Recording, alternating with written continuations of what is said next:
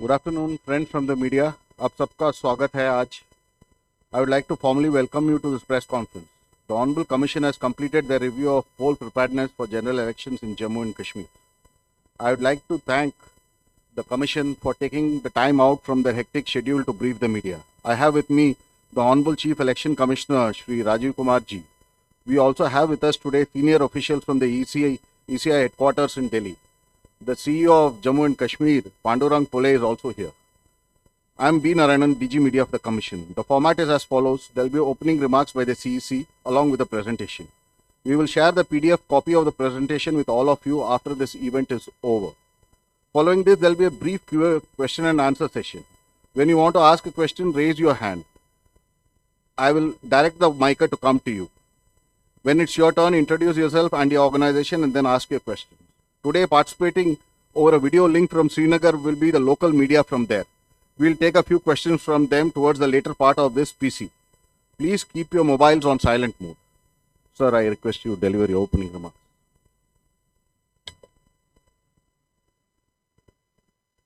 Thank you very much.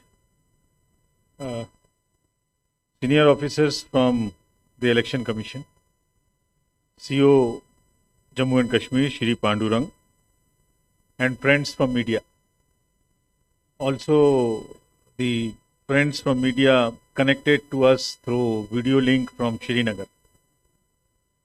आप सभी का इस प्रेस वार्ता में स्वागत है और चुनाव आयोग की तरफ से सर्वप्रथम हम जम्मू कश्मीर के सभी वोटर्स को अभिनंदन करते हैं और उनसे अनुरोध करते हैं कि हमारे आने वाले चुनाव में बढ़ चढ़कर हिस्सा लें। साथियों, जम्मू कश्मीर प्रकृति की एक बेहतरीन कृति है। आज हम यहाँ जम्मू कश्मीर में चुनावी तैयारियों का जायजा लेने के लिए आए। कल हमने श्रीनगर में बैठकें की और आज जम्मू में बैठकें की। इस सब में क्या हुआ इसका मैं एक विवरण आपको दूंगा, बट उससे पहले आप सबके माध्यम से मेरी सभी मतदाताओं से गुजारिश है कि वो चुनाव के इस त्यौहार में बढ़ के हिस्सा लें और ख़ास तौर से यूथ से। हमने बहुत सारे यूथ वोटर्स को जोड़ा है अपने वोटर लिस्ट में। मैं बताऊंगा किस प्रकार से। तो नौजवानों के साथ साथ राजनीतिक दलों को भी इस लोकतंत्र के महापर्व में भाईचारे और अमन के माहौल में लोकतांत्रिक त्यौहार के रूप में इसे मनाएं, ऐसा सबसे हमारा अनुरोध है। हम बिल्कुल दृढ़ संकल्प हैं, बिल्कुल कमिटेड हैं। जो चुनाव हम कराएंगे JNK में भी और पूरे देश में भी, जिसकी तैयारी पूरे देश में चल रही है। ये हमारा लास्ट विजिट है। स्टेट्स को हम विजिट कर चुके हैं काफ़ी। बिल्कुल पीसफुल, प्रलोभन मुक्त और अधिक से अधिक भागीदारी के साथ करें, ऐसा तैयारी हमने की है। और ऐसा हम क्यों कह रहे हैं इसका भी विश्वास आपको कैसे हो ये भी आपको बताएंगे। 24 के लिए, असेंबली इलेक्शंस के लिए, पार्लियामेंट्री इलेक्शंस के लिए देश में जहां जहां बुक्ड हैं, 24 में काफ़ी सारे हैं, उन सब के लिए हम तैयार हैं। पिछले 2 दिनों में सबसे पहले हमने राजनीतिक पार्टियों से बातचीत की। तो श्रीनगर में हमारे पास में जो राजनीतिक पार्टी मिलने आई उन्होंने क्या कहा ये मैं आपको बताऊंगा। उसके बाद DM SP से, IG से, ADG से हमने डिस्कशन किया, उन्होंने निर्देश दिए। उसके बाद में जितनी एनफोर्समेंट एजेंसी हैं सेंट्रल गवर्नमेंट और स्टेट गवर्नमेंट की, उनसे आज जम्मू में मीटिंग की और फिर CS DG और उनके सारे साहिबान से मुलाकात की। तो सबके साथ क्या हुआ, उन्होंने क्या कहा, ये मैं आपको विस्तृत बताऊंगा। तो हमसे नेशनल पार्टीज में BJP, CPIM और इंडियन नेशनल कांग्रेस मिलने आई और उसके अलावा स्टेट रिकॉग्नाइज्ड पार्टी में national conference, JK, PDF, PDP party भी मिलने आए। तो इन्होंने हमसे क्या मांग की है मैं पहले उनकी तरफ से आपको बताता हूँ। पार्टीज का कहना था कि चुनाव बिल्कुल निष्पक्ष और पारदर्शी तरीके से कराए जाएं, उसमें भेदभाव ना हो। कुछ पार्टियों को ऐसा सोचना था कि प्रशासन एक तरफ कार्य कर सकता है, इसलिए ये निश्चित किया जाए कि वो लेवल प्लेइंग फील्ड सुनिश्चित करें। उनका ये भी कहना था, लगभग सबका, काफ़ी लोगों का, कि हालात ठीक होने की वजह से पीपल्स रिप्रेजेंटेटिव को सामने आना चाहिए लोगों का जो बीच में नुमाइंदे हैं उनको रहना चाहिए, अवामी हक मिलना चाहिए और चुनाव जल्दी से जल्दी कराए जाने चाहिए। चुनाव में लेवल प्लेइंग फील्ड मैंने बताई शुरू हो। पार्टीज का ये भी कहना था कि जो सिक्योरिटी का अरेंजमेंट कैंडिडेट्स को या पॉलिटिकल पार्टी को मिलता है वो सबको समानता से नहीं मिल रहा है। कुछ पार्टी को ज़्यादा मिल रहा है, कुछ को उतना नहीं मिल रहा है, वो भी उन्हें सबको मिलना चाहिए ताकि वो खुल के अपनी कैंपेनिंग कर सकें। उन्होंने कुछ ऐसे भी अपने तजुर्बे साझा किए चुनावों के संबंध में जो डीडीसीए के चुनाव के समय में आए थे, जिसमें उनका कहना था कि लेवल प्लेइंग फील्ड नहीं हो पाई थी, बहुत से कैंडिडेट्स को निकलने नहीं दिया गया, इस टाइप की चीज़ें उन्होंने हमसे कही। एक नेक्स्ट पॉइंट उनका कहना था कि जब हम कुछ परमिशंस लेने जाते हैं या सुविधाएं लेने जाते हैं तो उसमें डिस्क्रिमिनेशन का स्कोप प्रशासन के पास रहता है, तो हमें सबको बराबर समानता के साथ में सुविधाएं मिलनी चाहिए। कुछ पॉलिटिकल पार्टी का ये मांग था कि जो माइग्रेंट्स हैं उनकी व्यवस्था की जाए, वो जहां भी हैं कैंप्स में उनको अच्छे से वोटिंग कराई जाए, उनकी वोटिंग परसेंटेज कम होती है। उनका कहना था कि जम्मू में भी हैं, दिल्ली में भी हैं और श्रीनगर में भी हैं। एक मांग ये भी थी कि जो पार्लियामेंट्री कॉन्स्टिट्यूएंसीज हैं उनका चुनाव एक ही पार्लियामेंट्री कॉन्स्टिट्यूएंसी का एक ही चरण में कराया जाए, अलग अलग चरणों में ना कराया जाए। तो फ्रेंड्स, ये जितनी भी बातें उन्होंने कही, इस सब का जवाब मैं अपने संबोधन के दौरान आपके माध्यम से सभी वोटर्स को भी और उनको भी दूंगा। उसके बाद में जो प्रश्न आप पूछना चाहें वो खुला रहेगा। जैसे आप अवगत हैं, लोकसभा का कार्यकाल 16 जून 2024 को समाप्त हो रहा है। असेंबली का लास्ट इलेक्शन जेएंडके में 2014 में हुआ। जेएंडके में लोकसभा की 5 सीटें हैं, जिसमें से सभी जनरल सीटें हैं, और असेंबली में 74 हैं जनरल, टोटल 90, 9 एसटी और 7 एससी। अगर टोटल मतदाताओं की बात की जाए जेएंडके में तो 86.9 लाख मतदाता हैं, जिसमें से मेल 44 और फीमेल 42 लगभग बराबर है।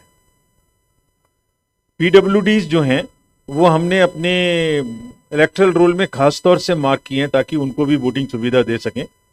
वो 67,000 हैं और 85 ईयर्स से ऊपर के 77,290 वोटर्स हमारे पास जेएंडके में हैं। और आपको जान के खुशी होगी कि उसमें से 100 साल से अधिक के वोटर भी 2,886 हैं। I mean it's a good sign for the society कि हमारे इतने बुजुर्ग अभी वोटर के रूप में हमारे साथ हैं और हमें अपना सबको जो उन्होंने योगदान दिया है उसको आज भी लोकतंत्र में वोट देके वो पूरा करते हैं। फर्स्ट टाइम वोटर्स जो हैं 18 से 19 साल की एज में, वो भी लगभग 3.4 लाख हैं। तो ये एक हुआ ओवरव्यू ऑफ द वोटर्स। अगर इसमें महिलाओं की संख्या देखें तो इसमें निरंतर जेंडर रेशियो में बढ़ोतरी हुई है, जो अब 954 है, यानी 100 पर 954 महिला मतदाता हैं। 16 एसीज ऐसी हैं जिसमें ये संख्या 1000 से ज़्यादा है, और फीमेल इलेक्टर्स को इस एसएसआर में करीब करीब 1.35 लाख जोड़ा भी गया है। फ्रेंड्स, हमारा एक बहुत बड़ा रोल फोकस इस बार के इलेक्शन में है कि युवा मतदाताओं को हम अपने साथ में खास तौर से जोड़ें, यानी उनको रजिस्टर भी करें वोटर्स में और उनको मतदान पे लाने के लिए भी किसी तरह से प्रेरित कर सकें।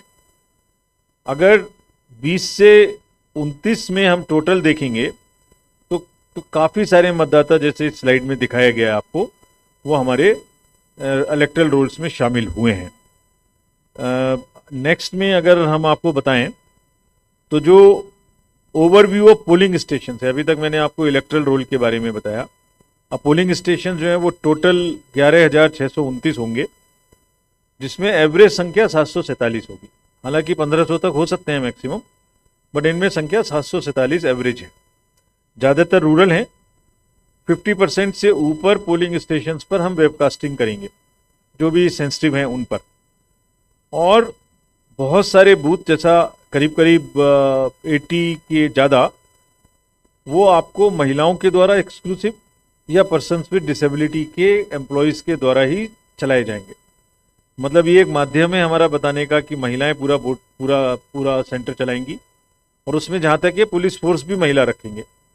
और इसी तरह से पर्सन्स विद डिसेबिलिटीज को भी हम बूथ चलाने के लिए आमंत्रित, मतलब हम उनकी व्यवस्था करेंगे। सभी पोलिंग स्टेशंस पर मिनिमम फैसिलिटीज अवेलेबल होंगी। वो क्या क्या है? पीने का पानी, टॉयलेट, पीडब्ल्यूडीज के लिए रैंप, वॉलंटियर्स उनके लिए चेयर्स, लाइट, सब चीज़ों की व्यवस्था पोलिंग स्टेशन पे होगी। हमारा एफर्ट है, हमने सबको डायरेक्शंस दिए हैं कि उनको इतना अच्छा बनाएं कि जो त्यौहार का सा माहौल बनता है उसमें लोग आएँ, सुविधा के साथ अपना वोट दे सकें।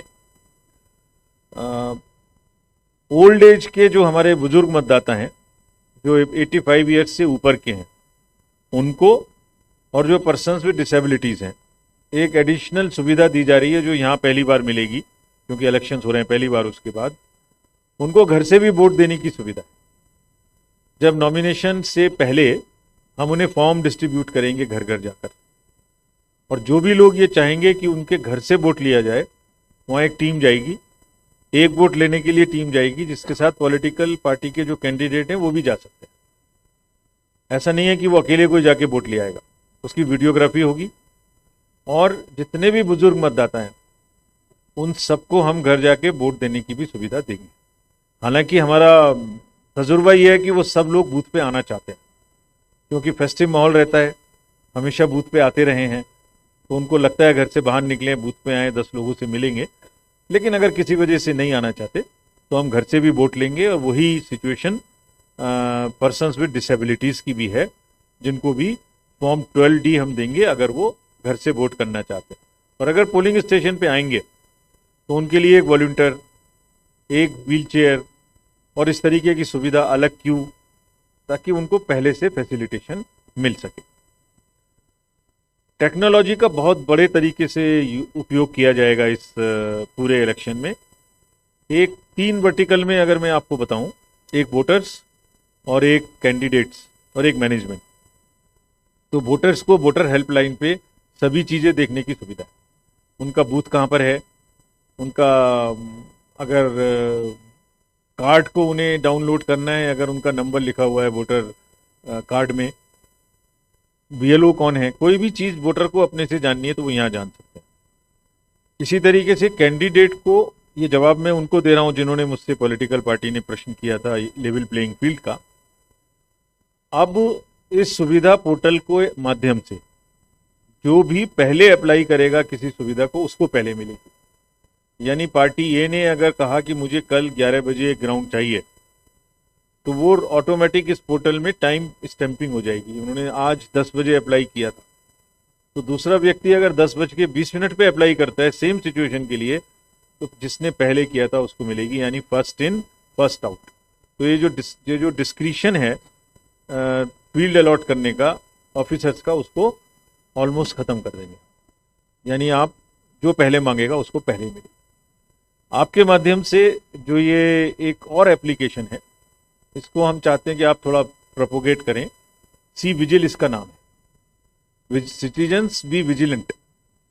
यानी अगर कोई भी गड़बड़ी किसी भी चुनाव में हो रही है, किसी भी बूथ पर, कहीं कोई धमका रहा है, कहीं कोई प्रचार गलत तरीके से कर रहा है, कोई फेक न्यूज़ गलत तरीके से चल रही है, कोई किसी तरीके का प्रलोभन दे रहा है, तो या तो आप इस एप्लीकेशन में टेक्स्ट लिख दीजिए ऐसा ऐसा हो रहा है, या उसकी फ़ोटो खींच लीजिए। कोई भी चीज़ हमें जब आप इस पर डालेंगे, और आपको और कुछ करने की ज़रूरत नहीं है, अपना पता लिखने की ज़रूरत नहीं है, आपकी आइडेंटिटी भी सेव है। आपका जो लोकेशन है उससे हम समझ जाएंगे कि आपने कहाँ से हमें ये शिकायत की। विदिन 100 मिनट्स जो भी हमारी नज़दीक की टीम होगी, फोर्स FST SST की, वो वहाँ पहुँचेगी, जांच करेगी, निदान करेगी, बात सही थी आपकी, बात गलत थी आपकी, पार्शियली सही थी, और उस पर पोस्ट भी करेगी कि हमने 100 मिनट में आपकी कंप्लेंट को कैसे निपटाया।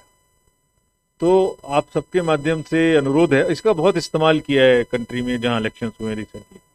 बहुत सारी जो इलीगल इरेगुलर प्रलोभन थे उनको पकड़ने में भी मदद मिली है हमें बहुत। तो यहाँ के वोटर्स तो बहुत जागरूक हैं। अगर हमें इसमें सूचना देंगे तो कार्रवाई हमारी तरफ से 100 मिनट में गारंटेड रहेगी। ये एक अनदर इम्पॉर्टेंट एस्पेक्ट है नो योर कैंडिडेट ये एक एप्लीकेशन है। तो मतदाता का अधिकार है कि वो जाने मेरा कैंडिडेट कौन है। अगर किसी का कोई क्रिमिनल बैकग्राउंड है तो उन्हें इस पर बताना पड़ेगा अपने एफिडेविट में, और 3 बार न्यूज़पेपर्स में हर कैंडिडेट को ये देना पड़ेगा कि भाई मेरे ऊपर में ये आरोप हैं, ये मेरे ऊपर केस चल रहा है। उसको पब्लिश भी करना पड़ेगा और उसको टीवी में भी देना पड़ेगा। और हम आपको जानकारी इस नो योर कैंडिडेट एप्लीकेशन जो है हमारा मोबाइल का, इससे सूचना देंगे कि प्लीज़ अपने कैंडिडेट को देखिए, उनके असेट्स और लायबिलिटी भी देख लीजिए, वो क्योंकि उन्होंने जो एफिडेविट में दिया है वो उसमें लिखा हुआ है। उनकी फ़ोटो देखिए, उनके बारे में जानिए, और अगर उनकी कोई क्रिमिनल बैकग्राउंड है तो वो भी देखिए। पॉलिटिकल पार्टी को भी ये बताना पड़ेगा कि उन्होंने क्रिमिनल बैकग्राउंड के कैंडिडेट को ही क्यों चुना। ऐसी क्या मतलब थी जो उन्हें और कोई कैंडिडेट नहीं मिला, उन्हें भी पब्लिश करना पड़ेगा। तो ये इसलिए कि ताकि अपने कैंडिडेट को जानने का मौका आपको मिले। ये भी हमने एक एप्लीकेशन इंट्रोड्यूस किया है। जितनी एनफोर्समेंट एजेंसीज हैं they are all on this system, so that वो एक साइलो में काम ना करें और एक साथ मिलके वो क्या कर रही हैं, कितना पैसा पकड़ रही हैं, कितना आर्म्स पकड़ रही हैं, कितनी ड्रग्स पकड़ रही हैं, कितनी चीज़ों को रोक रही हैं, उसका हम ऑनलाइन क्विकली जानकारी ले सकें। पूरी स्टेट में जो भी चेक पोस्ट हैं उसका डिटेल्स यहाँ है। जो इंटरनेशनल बॉर्डर्स हैं, इंटरनल बॉर्डर्स हैं, उनमें सब में विजिल काफ़ी मात्रा में बढ़ाई जाएगी, और जो 47 इंटर स्टेट चेक पोस्ट हैं और करीब करीब 385 इंटरनल चेक पोस्ट हैं। तो फोर्सेज उनको 24/7 चेक करेंगी। कोई भी किसी भी तरीके की गलत एक्टिविटी करने का जो प्रयास करेगा उस पर ये लोग 100% नजर रखेंगे। इंड्यूसमेंट फ्री इलेक्शंस कराने के लिए आज हमने सुबह में एनफोर्समेंट एजेंसी से बैठक की, जिसमें income tax, customs, DRI, narcotics, BSF, excise, liquor, bank, RBI, police, सबको इकट्ठा एक साथ बैठक की। एयरपोर्ट्स, सिविल एविएशन, क्या उनसे कहा ये मैं आपको बताता हूं। कोई भी मनी का जो कंट्रोल है उसको रोकने के लिए वो काम करेंगे। No irregular illegal use of money should take place during the elections. वैसे यहाँ शिकायत कम है, लेकिन फिर भी लिकर, कैश, फ्रीबीज की कोई घटना ना घटे, वोटर्स को कोई प्रलोभन ना दिया जाए, इस पर सभी डिपार्टमेंट्स कॉन्टिन्यूसली कार्य करेंगे। खास तौर से जो ड्रग्स या कैश, इस तरीके का जो भी मूवमेंट, गोल्ड, उसको खास तौर से ध्यान रखा जाएगा। एयरपोर्ट्स पर भी, रोड्स पर भी, रेलवे पर भी, नेशनल बॉर्डर्स में भी, इंटरनेशनल बॉर्डर्स में भी, चेक पोस्ट में भी, एफएसटी के द्वारा भी। इंटरनेशनल और नेशनल जो इंटर स्टेट बॉर्डर्स हैं उन पे विजिलेंस सेटअप करके एक्स्ट्रा बढ़ाई जाएगी। जो भी एयर स्ट्रिप्स हैं या जो भी हेलीपैड्स हैं, उनमें अगर कोई भी अनचार्टर्ड फ्लाइट्स आएंगी तो ऐसा नहीं है कि उन अनचार्टर्ड फ्लाइट्स में कोई बाहर से सामान लेके कुछ आ जाए और यहाँ उसका मिसयूज करे।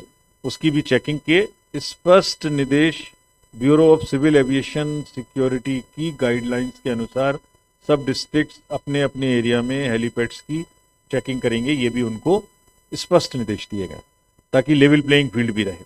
Similarly excise, transport, forest, all of them will work. GST will also very strongly work to see through the analytics यहाँ पर कोई अनयूजुअल ट्रेंड तो नहीं है गुड्स के आने का। मतलब 360 डिग्री से, चाहे वो पूरी इकोनॉमिक एक्टिविटी पे ड्यूरिंग दी इलेक्शंस ध्यान रखा जाएगा। इसके बाद में जो डिस्ट्रिक्ट मजिस्ट्रेट्स, एसपीज हैं, उनको बहुत स्ट्रांग मैसेज दिया गया है कि सारे चुनाव को प्रलोभन मुक्त और लेवल प्लेइंग फील्ड के साथ में कराना उनकी जिम्मेदारी। अगर वो ऐसा नहीं कर पाएंगे तो commission will be extremely strict with them. जो भी एक्शन लेना पड़ेगा वो हम लेने से बिल्कुल नहीं कर रहे। उनके नीचे जो लोग हैं उनको कैसे समझाना है, उनको कैसे कंट्रोल करना है, ये उनका काम, ये वो जाने। अगर कहीं भी मिस्टेक होगी तो ये एक्सक्यूज नहीं है कि नीचे वाले ने किया, आप उनको कंट्रोल करें। सब पार्टीज के बीच में लेवल प्लेइंग फील्ड एस्टेब्लिश करना उनकी जिम्मेदारी है। लोकतंत्र के इस पर्व में किसी के साथ भेदभाव ना हो, सब पार्टीज बराबर हो, चुनाव लड़े निष्पक्ष। वायलेंस या इंटिमिडेशन या थ्रेट टू वोटर, इस पर वो विशेष रूप से अपना ध्यान रखेंगे और इमीडिएट कार्रवाई करेंगे जहां ऐसा हो। जैसा मैंने सुविधा ऐप के समय बताया था, जो भी ग्राउंड्स देनी है, मीटिंग प्लेस देनी है, गाड़ियां देनी है, झंडे की परमिशन देनी है, वो सबको बराबर रूप से देंगे। ये सुनने में नहीं आना चाहिए हमें कि किसी पार्टी को दिया या किसी पार्टी को नहीं दिया या देने में देर लगाई। कैंडिडेट्स को और पॉलिटिकल पार्टी के जो सीनियर लोग हैं, उन्हें उनके थ्रेट परसेप्शन के हिसाब से सिक्योरिटी प्रोवाइड करने की इंस्ट्रक्शंस उनको भी दी गई है। और आज सीनियर अफसर्स की मीटिंग में भी CSDG साहब की ये कहा गया है, इसको रिव्यू करें। जिनको नहीं मिली है और जिनको थ्रेट परसेप्शन है, उनको इलेक्शन में कैंपेनिंग में दौरान दिक्कत ना हो, इसके हिसाब से समुचित सुविधा दी जाए। जो कश्मीरी माइग्रेंट्स हैं, उनके लिए हम जम्मू में, उधमपुर में स्पेशल कैंप्स बनाएंगे, बूथ्स बनाएंगे। उनको फॉर्म्स भी देंगे समय से, और उनका वोटिंग परसेंटेज जनरली कम रहा है। उनसे अनुरोध भी करेंगे कि वो खुद से ज़्यादा करें, और हमने DM जम्मू, कमिश्नर जम्मू और CS साहब को भी कहा है कि उन कैंप्स में जाके दिखवाएं, बात करें कि ऐसा क्यों है, उनकी वोटिंग परसेंटेज कम है। सबका मानना यह था कि उनके बात करने से वो वोटिंग परसेंटेज को बढ़ाएंगे। प्रोसीजरली जो फॉर्म्स उपलब्ध कराने हैं समय के अनुसार, वो हम लोग निश्चित रूप से उन्हें उपलब्ध कराएंगे। जो भी कैंडिडेट्स के एफिडेविट्स हैं, उनको अपलोड किया जाएगा ऑनलाइन, जिसको आप KYC नाम के एप्लीकेशंस में देख भी सकते हैं, जैसे मैंने पहले आपको बताया। वोटर पार्टिसिपेशन थोड़ा कुछ जगहों में काफी कम है, उसको बढ़ाने के लिए बहुत मल्टीवेरियस प्रयास चल रहा है। एक तो बड़ी मात्रा में यंग वोटर्स को एनरोल किया गया है। दूसरे, हर स्कूल कॉलेज में एक AERO स्पेशल अपॉइंट किया गया था भाई, ताकि आप जाके बच्चों से बात करो, उन्हें वोटर बनाओ, प्रेरणा दो।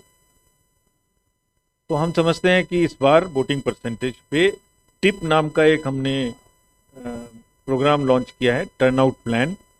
जिन जिन बूथ्स पर कॉन्स्टिट्यूएंसी में पोलिंग परसेंटेज कम थी, उसमें ताकि लोगों को अधिक से अधिक पार्टिसिपेट करें और बैलेट की महत्ता समझ में आए, बैलेट से किस तरह से अपने मन की सरकार बना सकते हैं, ये सबको समझ में आए। And the victory of ballot is what is the festival of democracy. Fake news का प्रचलन आजकल बहुत बढ़ गया है, रोज नई नई किस्म की फेक न्यूज चलती हैं। उस पर हर डिस्ट्रिक्ट में एक डिस्ट्रिक्ट कंट्रोल रूम रहेगा, इंटीग्रेटेड। जो टीवी पर क्या चल रहा है देखता रहेगा, सोशल मीडिया में क्या चल रहा है देखेगा।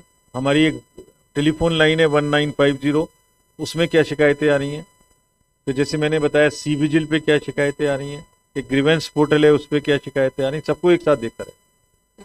और जो भी फैक्ट नैरेटिव्स हैं, fake narratives, misinformation, disinformation या ऐसी चीज जिससे पब्लिक ऑर्डर डिस्टर्ब हो सकता है, उस पर डिस्ट्रिक्ट मजिस्ट्रेट SP सख्त कार्रवाई करेंगे। और इसके लिए एक IT एक्ट के अंतर्गत नोडल ऑफिसर अपॉइंट होता है हर स्टेट में, वो भी JNK में अपॉइंट कर दिए गए हैं।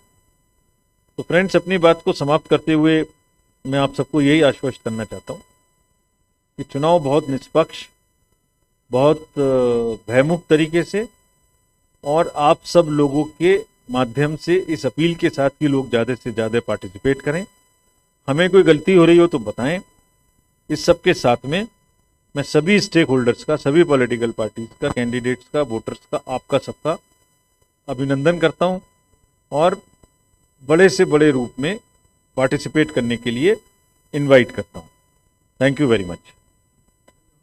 Thank you for those detailed remarks, sir. So we'll start. Just raise your hand. Where's the mic? Let's come to him first. Yeah. Then he'll come to you next. Good afternoon, sir. Welcome to Jammu. I'm Pradeep Datta from Times Now TV channel. My question is that SBI has complied with the Apex Court orders. Local बात पूछिए। This is very important because the nation wants to know about that. पूछिए। SBI has already complied with Apex Court order. They had submitted the report related to the electoral bond Now it is up to you. Are you going to make it public by March 15, or any kind of instruction been given till the panel will be reaching back to Delhi that report should not be made public or any details should not be divulged regarding the data? And the small second question is, you spoke about the Lok Sabha election here, but are you going to have the assembly election along with the Lok Sabha elections? Okay. You can give it to the gentleman next to him. Yeah. Right. भाई साहब इनको दे दो, ये जो है second बैठे हुए हैं. Yeah. सर अभी जिस तरह दो लोग जो हैं अभी पैनल में वो कम हैं, तो उनका री इलेक्शन कब होगा sir?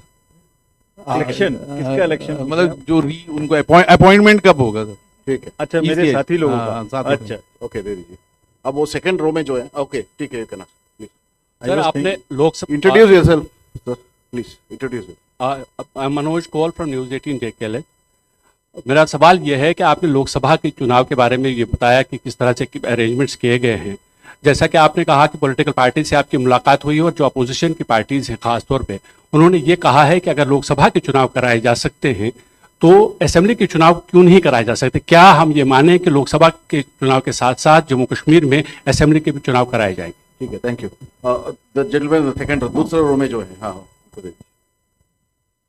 Yeah, hi sir, myself Sunil Bhatt from India Today. Sir, in the last 10 years, opposition parties have been, alleging that whenever they file complaints as far as violation of Model Code of Conduct is concerned, their complaints are not taken seriously, and Election Commission is being, impartial. That's what their allegation is. And they are also accusing the Election Commission that Election Commission has lost its credibility in last 10 years. ठीक है, we'll take a question from this side now. Anybody asking question from this side? Yeah, please give it to. We'll come there. I am Rajendra from Hello. I am Rajendra from Tekman Television. आपने अभी कहा कि youth को ज्यादा से ज्यादा बुलाया जाएगा वोटिंग करने के लिए. क्या है वो आपके पास नुस्खा जिससे ज्यादा से ज्यादा यूथ आ जाएंगे आपके पास वोट डालने के लिए या गवर्नमेंट बनाने के लिए? ओके. और द जेंटलमैन, या आप इनको दे दीजिए. हाँ, सेंटर में जो है उनको दे दीजिए. Good evening sir, Pankaj Sharma from news 24. Sir आप देश के कई हिस्सों में गए, यूटी में आप गए, क्या लग रहा है कि सबसे ज्यादा सुरक्षा व्यवस्था किस स्टेट या किस यूटी में आपको लग रहा है कि वहां पर सुरक्षा व्यवस्था को चाक चौबंद करने की जरूरत है? दूसरा सर, आज भी ईवीएम को लेकर सवाल खड़े किए जाते हैं, इस पर आपका क्या जवाब है? या जस्ट होल्ड ऑन. पहला प्रश्न क्या था आपका?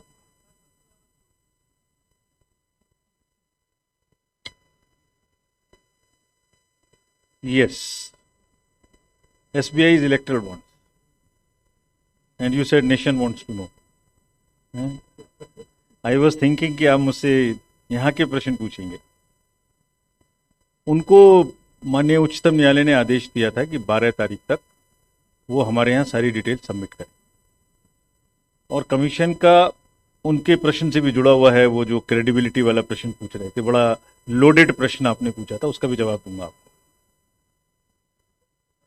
हमारा बिल्कुल कोर्ट में ये बहुत स्ट्रांग हो रहा था कि पारदर्शिता के पक्ष में है चुनाव आयोग हर तरीके से. हमारे 3 ही पिलर हैं. Number 1, disclosure, disclosure, disclosure.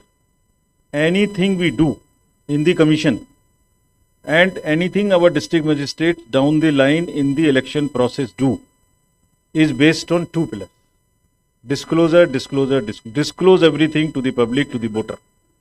Voter have right to know everything what we are doing, how we are doing, and therefore we end all our press conference, all our visits with the press conference, so that you can ask those questions, even including questions like credibility of the commission.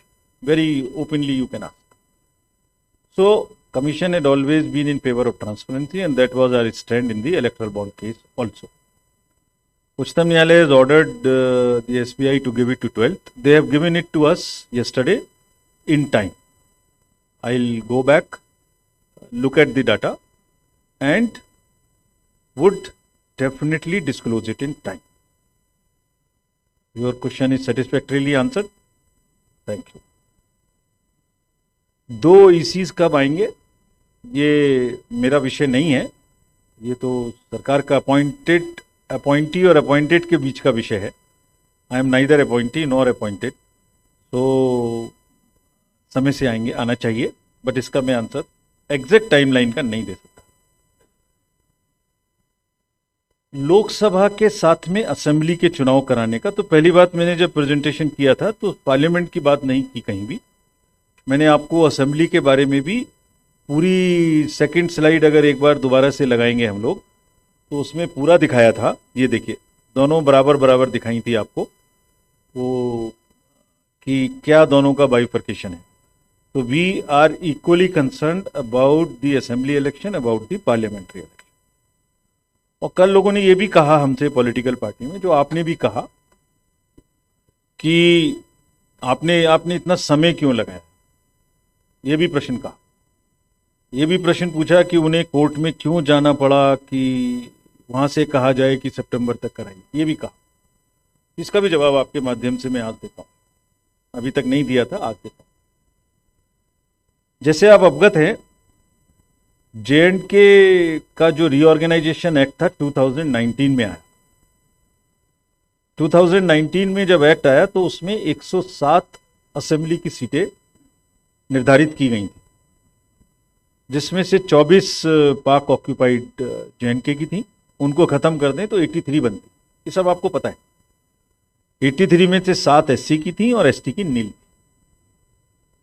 उसके बाद 2022 में delimitation को accept किया गया। तो उस समय तक तो चुनाव होने का मतलब ही नहीं था। जब डिलिमिटेशन हुआ 2022 में, तो वो सीटों की संख्या बढ़ा के 107 से कर दी गई 114। ठीक है, तो असेंबली की संख्या POK को खत्म कर दें तो 83 के बदले हो गई 90। और उसमें दो चीज और की गई कि ST को 9 सीटों का रिजर्वेशन दिया गया। तो मैं अगर दोबारा से आपको पूरी बात बताऊं तो 107 बढ़ के 114, 107 से 114 हो गया, 83 से बढ़ के 90 हो गया, और नई चीज हुई कि 9 सीटें रिजर्व हो गई। और इन सबको, so there was a dissonance between the reorganisation act and the delimitation. तो इन दोनों को एक करना पड़ेगा। वो एक कब हुए? दिसंबर 2023। दिसंबर 2023 में कश्मीर रीऑर्गेनाइजेशन अमेंडमेंट एक्ट 2023 आया, जिसमें क्या किया गया? 4 चीजें की गई। Schedule 2 of the RP act change करके वो संख्या 107 से बढ़ा के 114 की गई। असेंबली की संख्या 90 की गई। रिजर्वेशन 9 का एक्स्ट्रा प्रोवाइड किया गया। और इसके अलावा 2 काम और किए गए जो डिलिमिटेशन कमीशन ने कहे थे। वो 2 काम क्या थे? कि 2 सीटें माइग्रेंट्स के लिए रिजर्व की जाएं, जिसमें से एक वुमेन की हो। और इसके अलावा एक और प्रोविजन था, provision for 1 nomination for displaced person from POK। ये भी किया गया।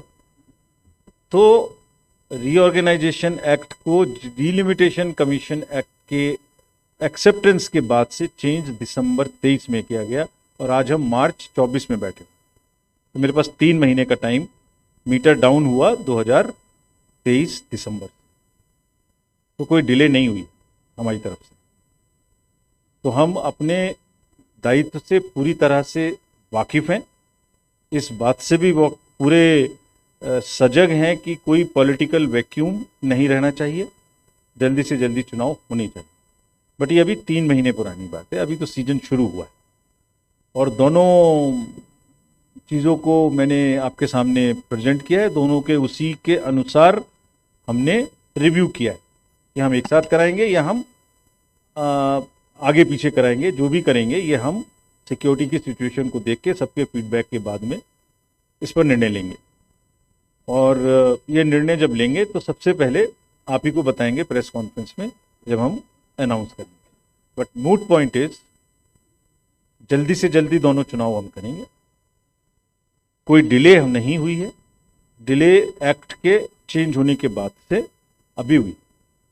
तो इसको जल्दी से जल्दी करेंगे, जब भी हम इस पर निर्णय लेंगे कंबाइंड रूप से बैठ के, taking inputs of the political parties, all the district magistrates, SPs, IGs, DIGs, and the senior officers of the state government, paramilitary forces. We have taken feedback from everybody कि उनको कितनी सिक्योरिटी की requirement होगी।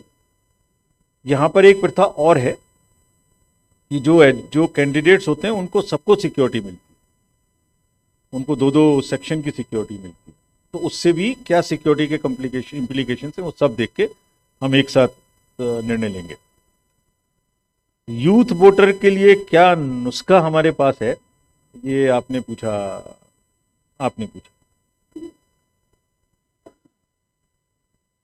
एक तो उनको सबसे पहले वोटर लिस्ट में ले आए।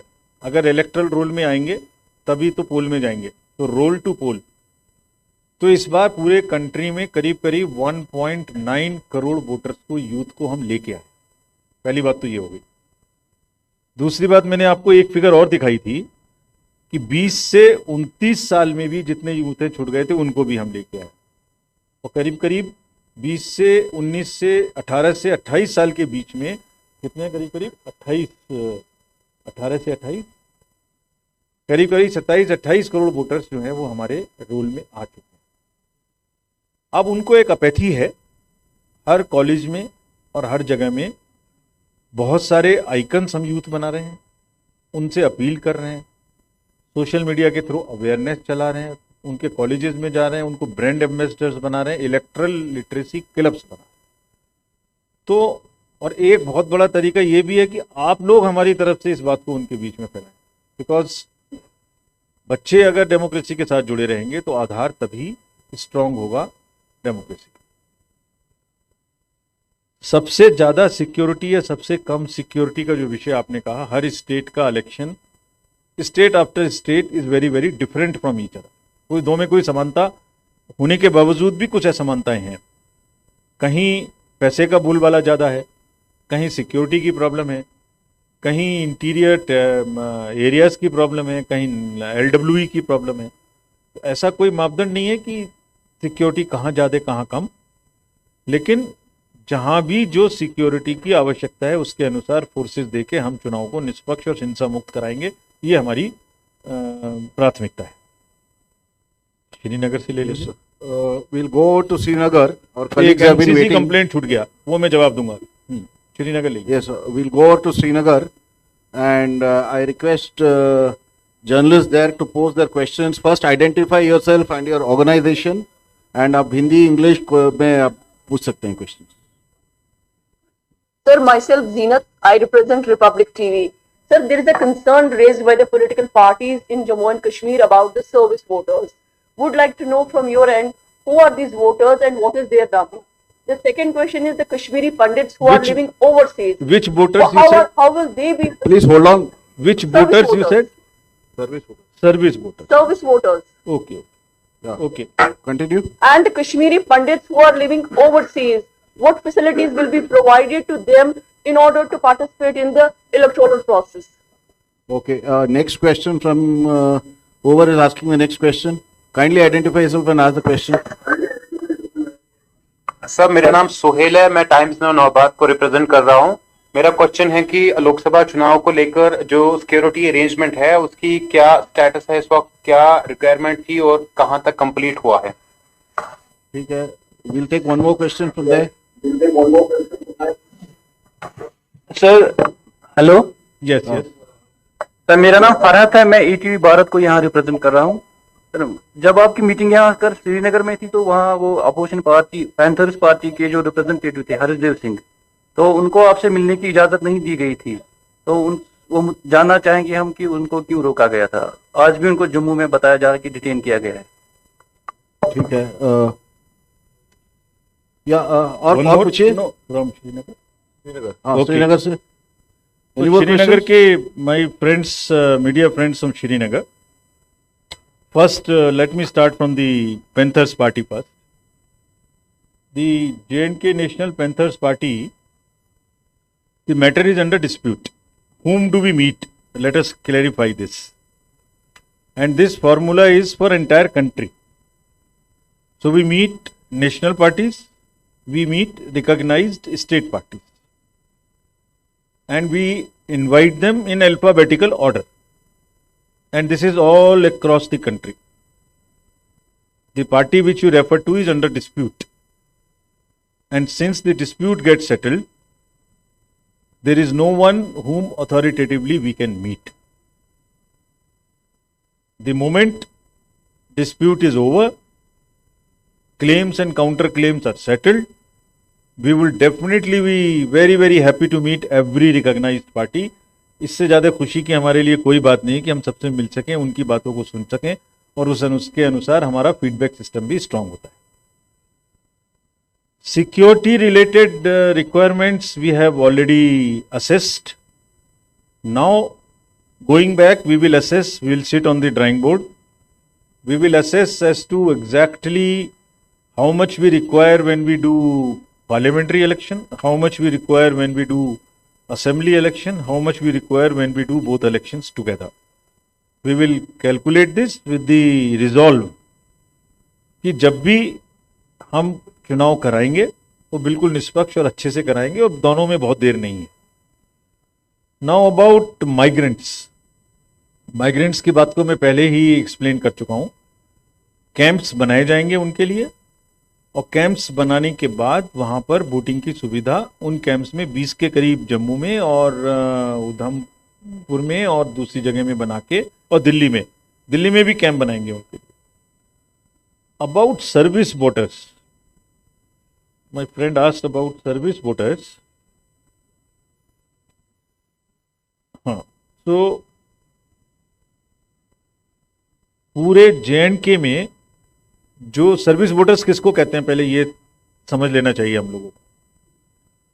जो लोग आर्म्ड फोर्सेस में या CAPF में काम कर रहे हैं और बॉर्डर्स पर बैठे हुए हैं या दूर जगह में बैठे हुए हैं, अपने प्रदेश में नहीं है जहां वो रजिस्टर्ड है, तो ऐसे जम्मू कश्मीर के वोटर्स जो इस समय आर्मी में या CAPF में जम्मू कश्मीर से बाहर काम कर रहे हैं उनको हम सर्विस वोटर्स कहते हैं और पोस्टल बैलेट्स भेजते हैं. 2019 में उनकी संख्या 77,503 थी. 2022 में वो घट के 72,737 हो गई और आज 2024 में सर्विस वोटर्स की संख्या 76,876 है. मतलब इट इज रिड्यूसिंग फ्रॉम 2019. लेकिन ये JNK के वो लोग हैं जो अपना बहुमूल्य योगदान आर्म्ड फोर्सेस में बाहर दे रहे हैं. तो जैसे पूरी कंट्री का नियम है ऐसे इनके लिए भी हम पोस्टल बैलेट ETPBS के तरीके से बैलेट की सुविधा उपलब्ध कराएंगे. This is what it is. चलिए, thank you. One let us take from others. Third row over there. Yeah, please. उनको दीजिए. हाँ. सर मैं रजत बोल रहा हूँ, जी न्यूज को रिप्रेजेंट करता हूँ जम्मू में. सर जम्मू कश्मीर में जब भी चुनाव हो, क्योंकि धारा 370 हटने के बाद पहले चुनाव है और हमेशा देखा गया है कि पड़ोसी मुल्क को काफी इंटरेस्ट होता है, तो टेरर फंडिंग या इस तरह के मामले कम से कम हो, और क्योंकि ड्रोन का भी खतरा, तो सिक्योरिटी फोर्सेस को कुछ स्पेशल इंस्ट्रक्शंस दी गए हैं इसको लेकर. और the lady on the third row behind you. हाँ, उनको दे दीजिए. Good evening, sir. I am Shruti representing Greater Kashmir. Sir, my question is: before coming to JNK, you have met Home Ministry officials also. So, were there any security concerns? What was the feedback from there, like vis-a-vis JNK? Say again. Sir, before coming to JNK, you have met Home Ministry officials also. That is what we had learned. So, what was the feedback there? Were there any security concern about JNK? And particularly with particular reference to assembly elections.